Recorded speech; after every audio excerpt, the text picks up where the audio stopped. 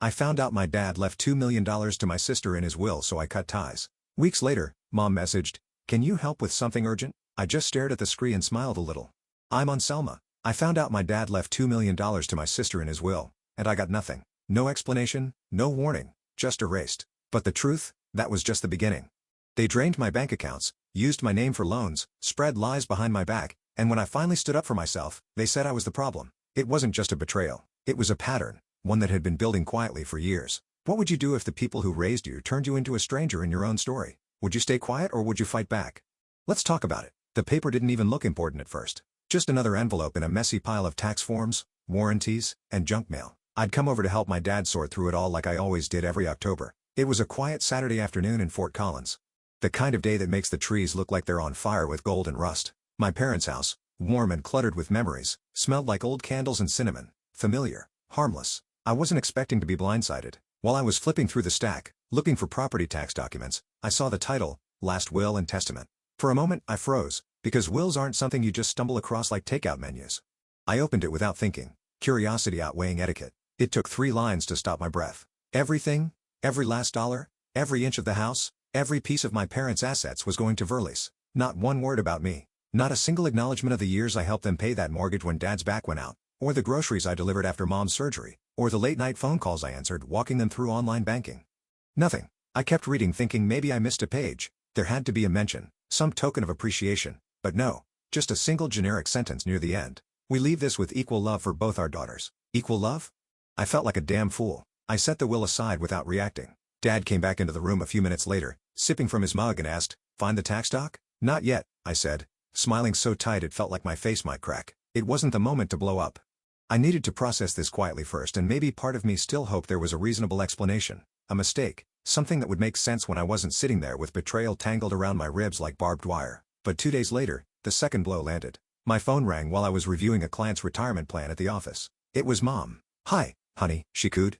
"Listen, we've hit a little snag this month. Would you be able to send us $1,500 just to cover the utility bills and a couple other things?" I hesitated for all of 2 seconds before saying, "Yeah, of course." I transferred the money during my lunch break. It wasn't unusual. They'd asked before and I always came through. But that night, while I was half watching a crime doc on Netflix and scrolling through Instagram, I saw Verlisa's story. She was at La Mer, that overpriced spa up near Boulder. Robes, wine, massage oils, soft lighting, and the caption "Self-care is the best care pre-holiday reset." My stomach turned. I tapped through more photos. Sushi, champagne, candles. So that's where the utility bills went. At first, I told myself I must be wrong. Coincidence, timing, but I knew better. I knew what this was. They weren't just ignoring me. They were using me. I didn't say anything, not yet. Instead, I sat with it. I sat with the weight of what I now understood. That I was the reliable one, the useful one, not the loved one. That night I drove home in silence. The sky was already dark by 6, and the cold was starting to bite through my coat. Inside my apartment I poured myself a glass of wine and curled up on the couch. Across from me, on the bookshelf, was a photo of me and Verlisa's kids, matching dresses, arms around each other. The glass frame had a tiny crack in the top corner. I'd meant to fix it. Now I just stared at it, and for the first time, I let myself feel it. This wasn't about money. It never was. This was about being erased. It had been 3 days since I read the will. Since the spa photos. Since the reality hit like a slap in the face. I hadn't said anything to anyone. Not a single word to my parents. Not even to Verlies. I went to work. I smiled at clients. I returned emails. I even laughed when my coworker Trina made some joke about her chaotic Thanksgiving plans. But every laugh, every smile, every nod, it was all muscle memory. Inside, I was unraveling in silence. It was a rainy Wednesday evening when my father called. I was sitting on the edge of my bed, still in my work clothes, nursing a cup of lukewarm tea I'd forgotten about. The window beside me blurred with soft droplets, and the light in my room was dim, muted, like the rest of me. "Hi, Dad," I answered, my voice more flat than I intended. He didn't ask how I was. No chit-chat. He got right to it. "About what you saw last weekend." His voice was too even, too rehearsed. "It's more complicated than you think." I didn't respond. I waited. "Your mother and I, we thought it was best. Verlies, she's had a harder time. You've always been strong. Independent?" There it was. The narrative. The same old script. "You're stable," he continued. "She's not. You don't need it like she does." I pressed the phone tighter against my ear. My jaw locked so hard it hurt. I closed my eyes and felt a thud behind them. The ache of restraint. "That's your justification?" I asked, voice calm. Too calm. "It's not about love, Anselma. You know we love you." I almost laughed, but it would have come out wrong. Too bitter, too broken. "We're done here," I said softly and hung up. I didn't cry. I didn't throw the phone. I just sat there letting the words settle in like wet cement. Not needed. Not deserving. Not included. I'd been demoted from daughter to utility, reliable, silent, and ultimately replaceable. Later that night, I pulled out an old shoebox from my closet. Inside were scrapbooks and birthday cards, old letters, silly notes from middle school. I flipped through the pages slowly, my fingers tracing the edges of memories that now felt artificial. One photo stood out. Verlies crying after losing a 6th grade spelling bee. I remembered that day. I'd placed second. Dad had told me to let her win just this once. She was sensitive and I was mature enough to understand. I had nodded. I always nodded. In high school, I got into the state honors program. At the celebration dinner, all the attention went to Verlies getting a C+ in Algebra 2. She worked so hard, Mom gushed. No one even mentioned my name. And still, I believed I was lucky to be seen as the strong one. I wore that label like a medal, thinking it meant they respected me. Turns out it meant they felt they could take me for granted. The next evening, just as I was making dinner, my phone buzzed with a call from Claire, my cousin. She rarely called. We mostly exchanged birthday texts and heart reacts on Facebook posts. I answered with polite curiosity. Hey, she said hesitantly. I was just checking in. Heard things got weird at your parents' house. Weird? I asked, trying to keep my tone neutral. Yeah. Well, my mom mentioned something about the will. I didn't want to pry, but Uncle Kadrian always used to say you were doing fine on your own, that Verlisa needed more help. I paused, spatula still in hand. So he's been saying that for a while. Claire exhaled slowly. Honestly, yeah, I think they meant well, but there was no but that would fix it. They hadn't forgotten me.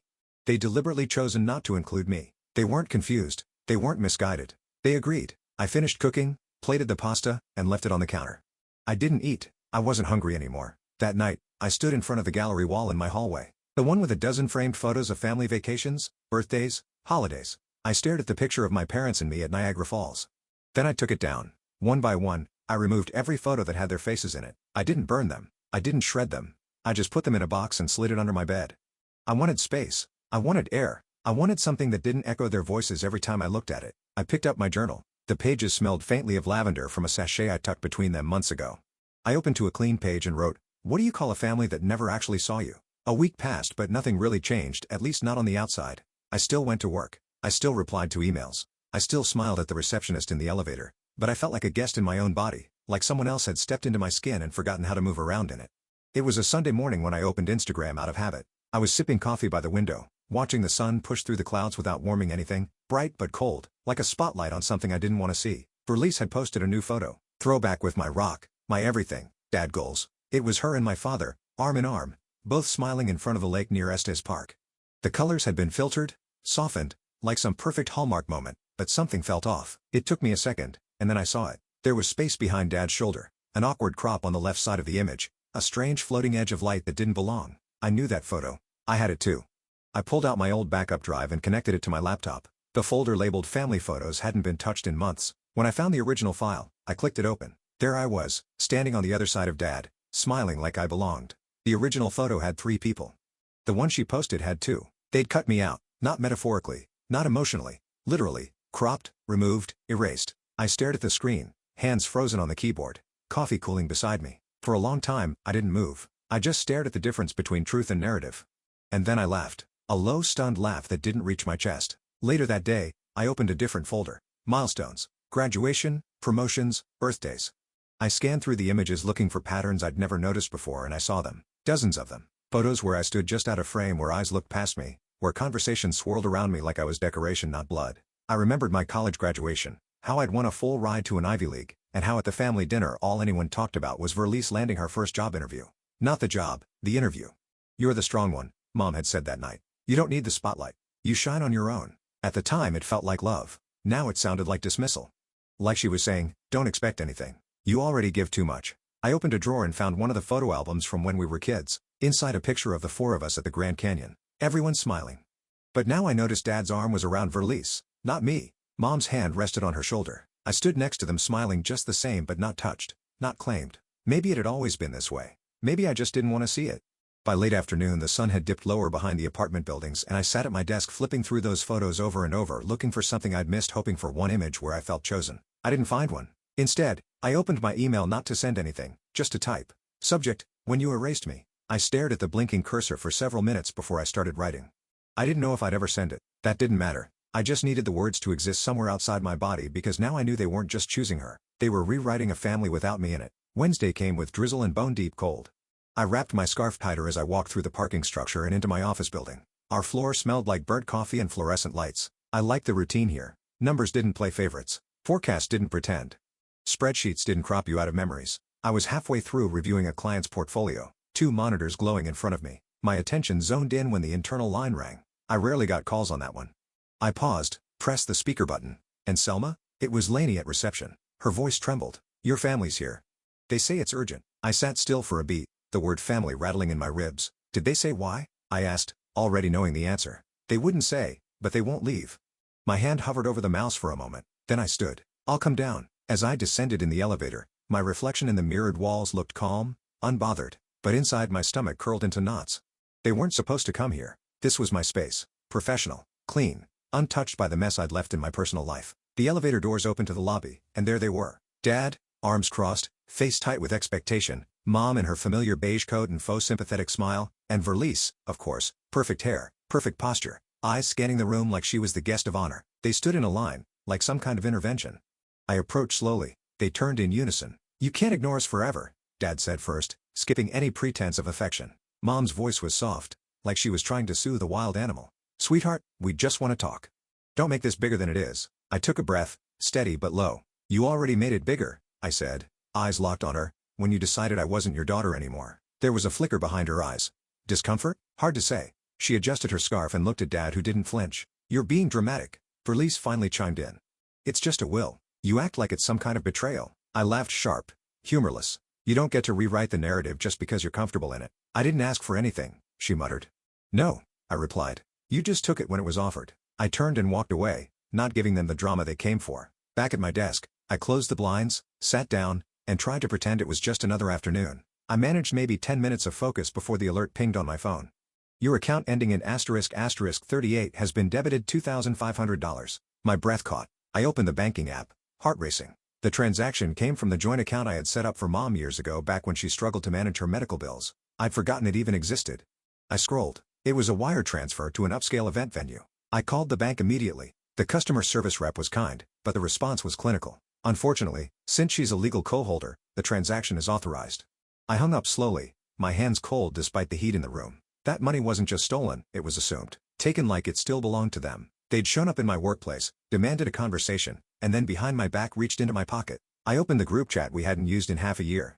Their names stared back at me in the top bar. Kadrian, Sorrel, Verlice. I typed slowly, deliberately. This is the last time you take anything from me without my consent, and I hit send. 2 days later, I was in the kitchen making tea when my phone rang. Unknown number, local area code, but not familiar. I almost didn't answer, assuming it was spam, but something made me pick up. Hello? Is this on Selma Elmore? Yes, speaking. This is Samantha from Equifax Fraud and Identity Services. We're calling to verify a recent co-signature on a personal line of credit, $12,000 issued last week under your name. The words barely registered at first, then they hit. I didn't co-sign anything, I said. A brief pause followed by quiet typing on the other end. The application listed your full name and an older residential address. The secondary signer is Sorrel Elmore. My grip tightened on the counter. Steam rose steadily from the kettle behind me. That's my mother. I see, she replied, her tone shifting. So you're not authorizing this transaction? No, absolutely not. That's identity fraud. We'll open an investigation and email you the formal dispute documents. She said, but please note, because the signer is a known relative and may have had access to previous records, this could be a lengthy process. Understood, I muttered, already feeling the ground tilt beneath me. I ended the call and just sat down staring at nothing. 5 full minutes passed before I could even move. The betrayal didn't just sting, it stunned. She hadn't just stepped over a line. She'd crushed it. No text this time. No carefully worded message. I called her. My hands were shaking slightly as the phone rang. She picked up on the third ring. Her voice was soft, light, like she'd been waiting for me. Sweetheart, she said, like nothing had happened. I thought you might call. You used my name to apply for a loan, I said evenly. You didn't just cross a line. You buried it. She sighed, but didn't deny it. We needed it. Things are tight right now, and you wouldn't have said yes. No, I wouldn't have, I snapped. Because it's my name, my credit, my identity. You forged it. It's not forgery, it's family. Families help each other. No, families ask, families respect, they don't steal. And I hung up. I didn't yell, didn't cry. I just sat there alone in my kitchen, letting the silence harden around me. If I'd had any illusions left, they ended there. An hour later my phone lit up again. A text from Verlice. You're seriously doing all this over a will? Grow up. Then a group message from Mom. We've done so much for you. This is how you repay us? No message from Dad. Just a reaction on her text. Of course, no guilt, no shame, just deflection. They weren't hiding anymore. They saw themselves as victims. I was the villain for pushing back, for setting limits, for finally saying no. I didn't answer. Instead, I opened Facebook. My page had been quiet for years, some old work photos, the occasional birthday post, a few likes here and there. But that night, I wrote something real. No accusations, no drama, just facts. For years, I gave to my family.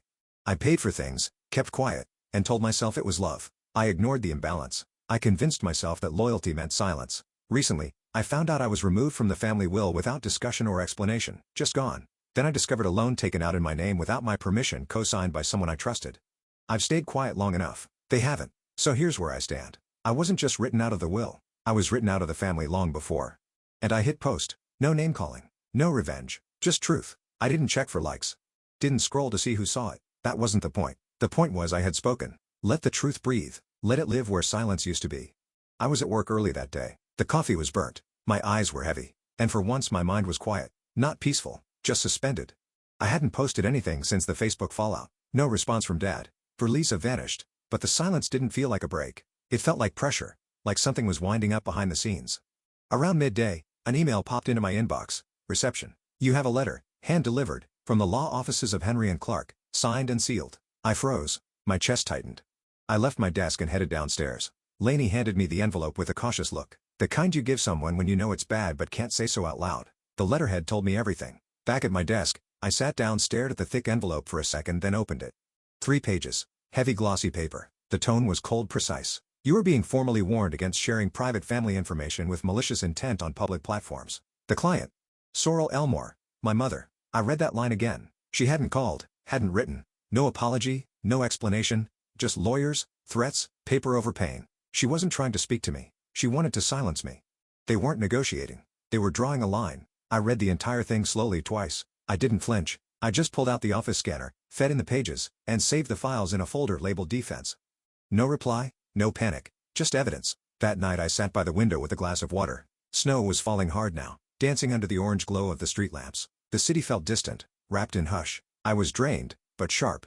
The fog was gone. Then my phone lit up. A message from Nina, an old college friend I hadn't spoken to in months. Hey, did you actually say those things about your mom on that call? My stomach dropped. What call? I texted back. She replied with an audio file. I hesitated, then hit play. My voice, but wrong. Off. Clipped sentences. Choppy edits. The rhythm was weird. The tone mismatched. A manipulative liar who doesn't deserve the title of mother. I never said that ever. The call was a Frankenstein version of something real. Our last conversation chopped up and rearranged. It was me but not me. Someone had stitched together a character assassination. I messaged her back immediately. That's fake. Badly edited. I have the full call saved. Start to finish. Nina didn't answer right away. I could picture her staring at her phone, caught between what she heard and what she knew. That's what they were counting on. Doubt? Confusion. They didn't need to prove I was a liar. Just enough to make me look unstable. I pulled up the files, audio backups of everything, the full call with Mom, the one with Verlies. I had them all. Documented, date stamped, saved for reasons just like this. In the quiet, I opened a new doc and started writing a timeline from the will to the account transfers to the gaslighting to this. Every twist, every threat, every trap. I added receipts, screenshots, dates I opened, folders labeled everything, cross-referenced timestamps, built the scaffolding of a truth they didn't want seen outside. The snow had coated the fire escape thick and undisturbed. They thought sending lawyers would scare me. They thought splicing my voice would break me. They were wrong. I wasn't going to panic. I wasn't going to yell into the void. I was going to build a case. They called me dangerous for telling the truth. Wait until they saw what I could do with proof. My apartment windows were fogged from the inside, blurred by the condensation that came from days of refusing to open them. The radiator hummed, but the chill had settled beneath my skin and into the soft tissue of my patience. It was the kind of cold that didn't just touch you, it stayed. I was stirring oatmeal mindlessly when I saw the notification pop up on my phone. A neighbor I barely knew had sent a screenshot. No caption, just the image. Fort Collins Family Circle public post. When a daughter turns on her own mother for a few dollars, shameful. My stomach didn't drop. It locked. The first comment, Mrs. Kenna, one of Mom's longtime church friends. She'd braided my hair for a bake sale when I was 9. I raised 3 girls. None of them would ever disrespect me like that. Prayers to sorrow. And then the one that should have surprised me, but still felt like a slap. Verlies. No matter what, I'll always choose love over greed. I froze mid-bite. The oatmeal turned cold in my bowl. It wasn't just the words that hit.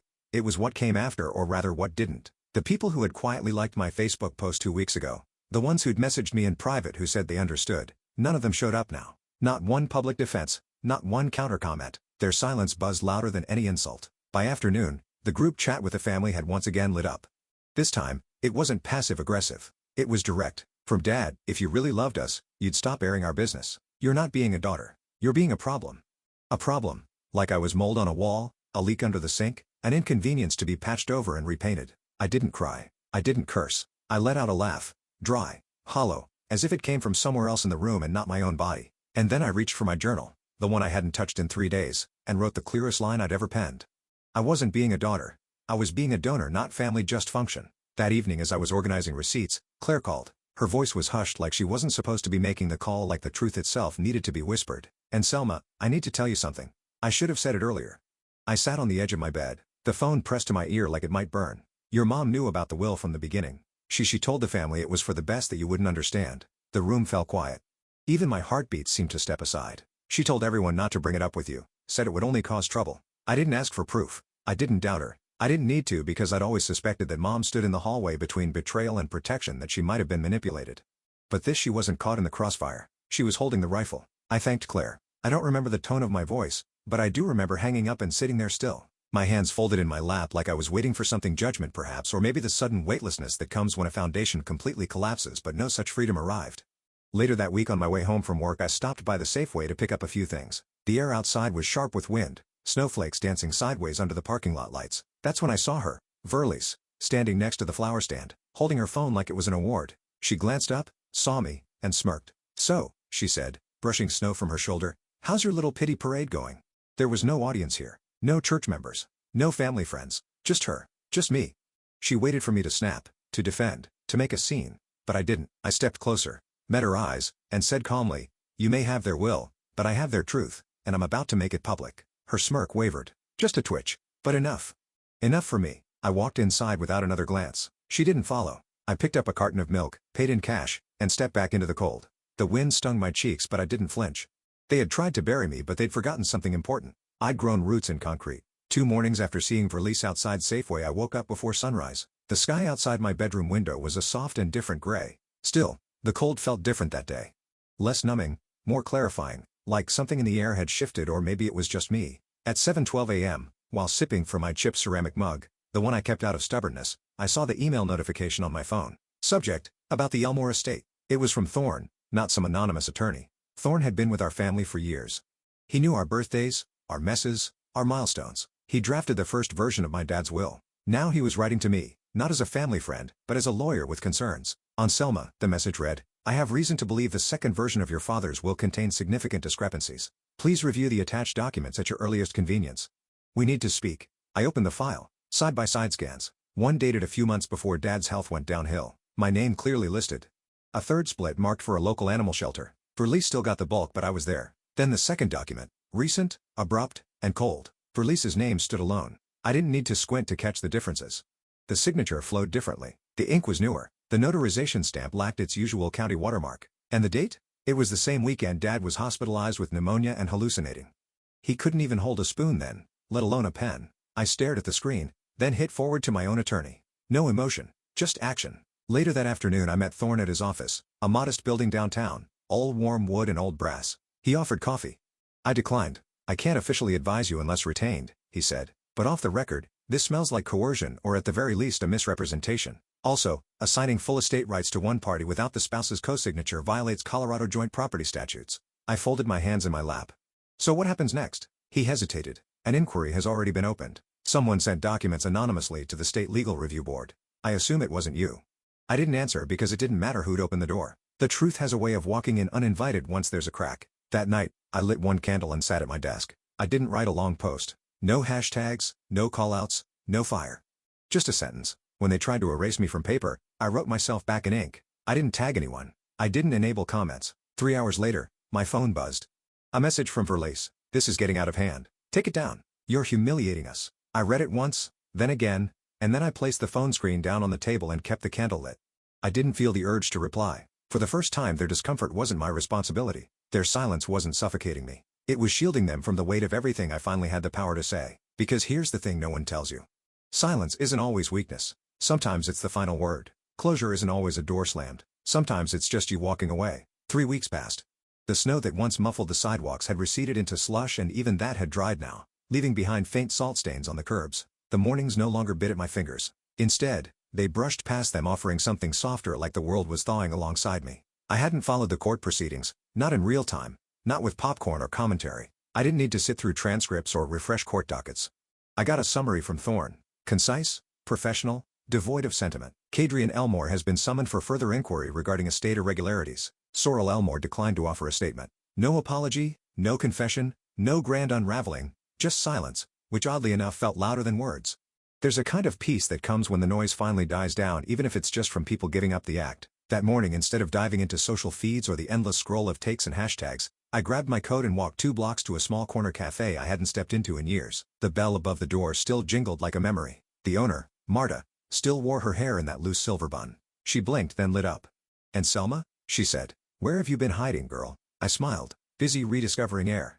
She chuckled and poured me a black coffee without asking. "It's on the house," she said. "You always tip too much." I took my mug to a seat by the window and watched people drift by. Bundled couples, grocery bags, toddlers in puffer jackets. Life didn't wait for the dust to settle. It just kept moving. Maybe I could too. I opened my laptop, not to work, not to scroll, but to write. For the first time in a long time, I logged into my old blog, a relic from college days when I still believed my words might echo somewhere. I titled the post, "Some Truths Don't Need an Audience, Just Air to Breathe," and I wrote about grief that doesn't come from death, about losing people who still breathe the same air but feel galaxies away, about how silence from the people you love can feel worse than shouting from strangers. I didn't name them, didn't point fingers or rehash old wounds. It wasn't about vengeance anymore.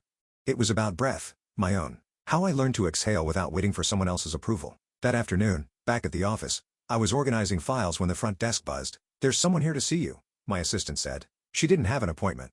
It was Mrs. Delaney. I hadn't seen her in years. Wrinkles had deepened around her eyes, but her posture was upright, determined. "You probably don't remember me," she said, her voice kind but weathered. "You helped me save my home." I never forgot. I did remember. A mess of paperwork, a last-minute refinance, a handwritten thank you card, but I hadn't expected her to walk in years later just to say this. "Thank you," she said again, "for being steady, for not letting me give up." She left after 10 minutes, nothing dramatic, but when the door shut behind her, I felt something unfamiliar flood my chest. Not pride, not validation, just peace. That night, I got home to find a small cream envelope in my mailbox. No return address. My name was written in soft blue ink, careful cursive. Inside one line, "You didn't deserve any of it. I'm sorry. Claire." No explanation, no defense, just those words. I didn't text her, didn't forward it to anyone. I folded the note and slid it into the back of my journal. Not to forgive, not to forget, just to witness it, because sometimes acknowledgement matters more than apology. Later, I lit a candle and turned off every device I owned. No background noise, no screen glare, just me. I opened my journal and wrote one final entry. "I am not the forgotten daughter. I am the one who remembered myself." I closed the book slowly. The apartment was still. But for the first time, it wasn't empty because I wasn't either. I stood by the window watching the city breathe in quiet pulses of light. My reflection stared back, tired but whole. I wasn't waiting for anyone to show up for me anymore. I had. And that was enough. When your family tries to define your worth by how much you give, how quiet you stay, or how little you ask for, walk away with your dignity intact. The silence you once thought was strength might have just been fear dressed as loyalty. And when you finally speak, when you finally reclaim your voice, they won't know what to do with the sound. I didn't get justice in the way I first imagined. There was no dramatic apology, no overnight healing, but I got something better. Clarity, freedom, and self-respect. And sometimes that's enough. Sometimes that's everything. Peace doesn't always arrive with closure. It often comes from choosing yourself even when no one else does. If you've ever been overlooked, underestimated, or made to feel like your existence was inconvenient, know this. You're not alone and you're not invisible. Not here, not in this space. Now I want to hear from you. Have you ever been pushed aside by the people you trusted most? Did you stay silent or did you finally speak up? Share your thoughts in the comments. If this story touched you, drop a 1 in the chat or tell me where you're watching from. I read every single one. And if this video didn't resonate, I'd still love to hear why. What would you have done differently? What does healing look like to you? Don't forget to hit that subscribe button if you want more real stories that don't sugarcoat family, identity, or healing. Your voice matters here and so does your experience. I'll see you in the next one. Until then, remember, they can try to erase you, but they can't erase your truth. And one day, that truth will speak louder than their silence ever did.